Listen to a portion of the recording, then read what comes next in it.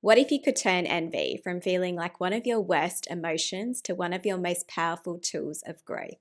Once you understand the psychology of envy, it stops stealing your confidence and starts building it instead.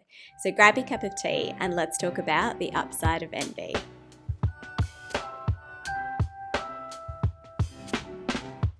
Envy isn't always a character flaw.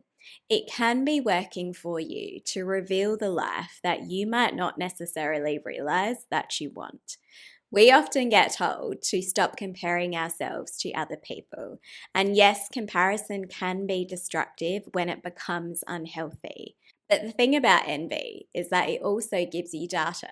So instead of eliminating envy altogether, what if you could learn to interpret what your envy is trying to tell you and use it to your advantage? So, first, let's talk about the psychology of envy because researchers have made the distinction between two different types of envy. The first type of envy, which you might automatically jump to when you think of the word envy, is the idea of malicious envy. So, this is the kind of envy that sounds like, why do they deserve that?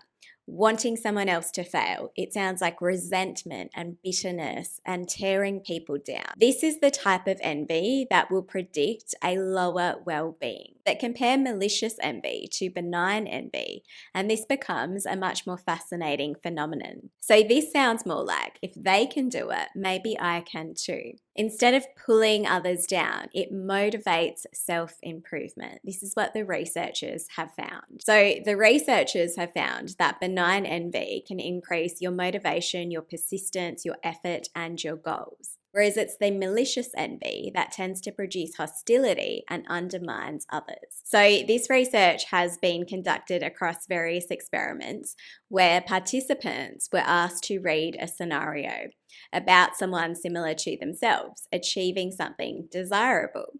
So, for example, they might have got a promotion, they might have earned more money.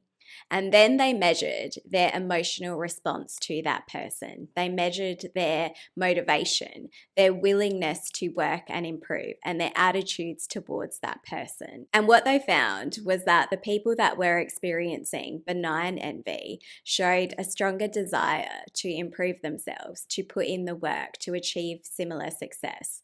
Whereas the people who were experiencing malicious envy, they were more likely to indicate feelings of resentment towards that person or a desire to diminish that person's advantage. And this is a really interesting insight that also links back to how we have evolved. So, if, for example, you consider the earliest humans, there were likely individuals that were better at hunting, at building shelters, and had a higher status.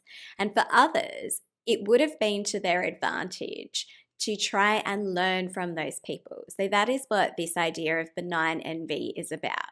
It is about understanding that if there is something that is going to benefit you, that is an opportunity for your improvement, and using that as motivation to be able to achieve things that you also want in that space. So envy doesn't need to automatically be this negative emotion. It can be a signal that there is an opportunity for you to improve, or that someone else has something that you find valuable. And if you do find yourself comparing yourself to other people in a negative way, I recently did another episode which you might find useful in this space about the infinite game.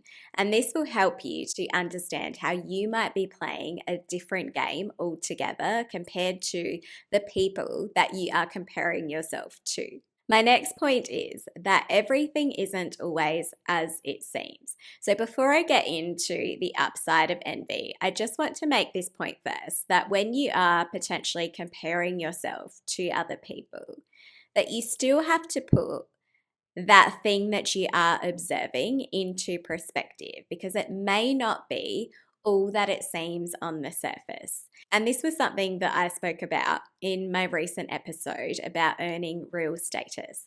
I talked about a concept that really stood out to me when I read the book, The Psychology of Money by Morgan Housel. And he reminds us really well in that book about the idea of real wealth versus hidden wealth. And that someone looking rich, for example, doesn't actually mean that they are wealthy. All it means is that you are observing that they have made the decision to purchase that particular thing. That is all that that indicates. It doesn't indicate their actual wealth. In the book, he says, wealth is what you don't see. Wealth is the nice cars not purchased, the watches not worn, the clothes forgone, the first class upgrade declined. Wealth is financial assets that haven't yet been converted into the stuff that you see. So, if you are finding yourself feeling overwhelmed by what other people may seem to have, whether that is financial or otherwise, this just relates to a financial example, remind yourself that there may be more going on below the surface there, or things may not be as they seem. And even if that person has achieved great success and they actually are in reality wealthy, for example, if that is something that you often find yourself comparing your circumstances to, remind yourself that you might not know the full story behind that person's success. You might not have seen the struggles that have been a part of their journey. You might not see the challenges that they are still facing. So, when you are observing other people's success, for example, or comparing yourself to other people in any way, remind yourself that you are comparing what you are feeling and you know that you experience behind the scenes to their highlight reel. You rarely see their struggles, their sacrifices, their challenges behind the scenes. So now let's talk about the envy effect and the several ways that envy could actually be working to your advantage. The first is that it reveals your hidden desires. So, for example, if you find yourself envious of someone else, it is likely because it aligns with your own values. For example, do you envy their freedom, their confidence, their business, their body, their relationships, their creativity? What it is that you are envious of is a trigger because it is your subconscious telling you to pay attention. It's telling you that there is something about that thing that you value. The second point about the envy effect is to remind yourself that we naturally compare ourselves.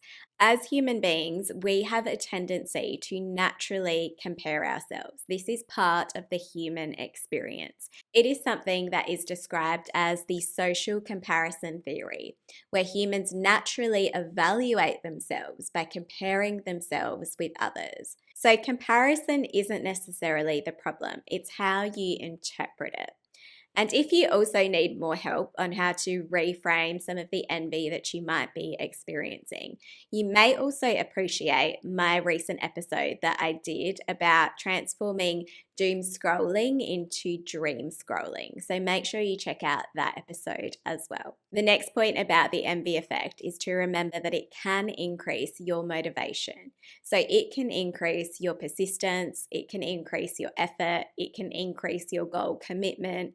It can encourage you to learn from people that you might think you are envious of and instead see them as role models. So instead of asking yourself, why them, even if it is someone on the other side of the world who you've never met that you are envious of, ask yourself, how did they do that? And it's this mindset shift that can change everything. So the next point to remember about the envy effect is that your emotions carry information.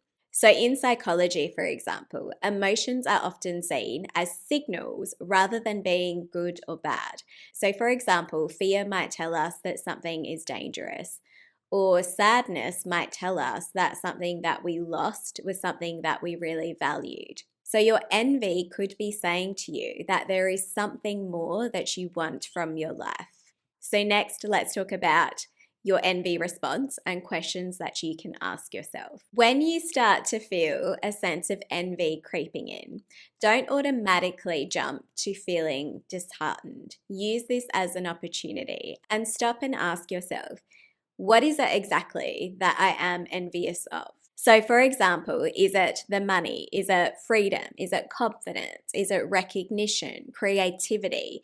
Is it their lifestyle, their courage, their relationships, their style, their business, their job? So then ask yourself, what does this reveal about me? And what elements can I apply and develop in my own way? Next, let's talk about your envy compass and career goal signals. So, when it comes to comparing yourself, specifically to other people's career, this is where your envy can turn into a really exciting opportunity for your professional development. So, maybe for example, it's their autonomy, their influence, their expertise, their craftsmanship, their content creation, their creativity, their leadership, their public speaking. Don't automatically jump to the conclusion that you wish you were doing that exact same thing.